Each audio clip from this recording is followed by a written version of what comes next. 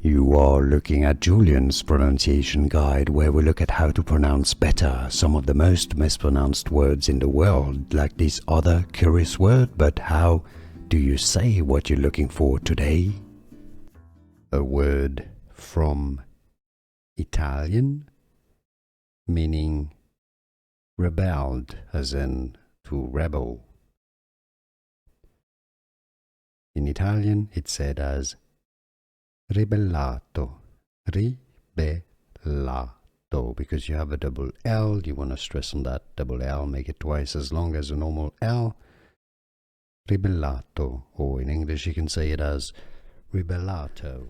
Here are more videos on how to pronounce more confusing words and names too many mispronounced. Like this video if you found it useful. I appreciate your support. I'll see you soon and thanks for watching.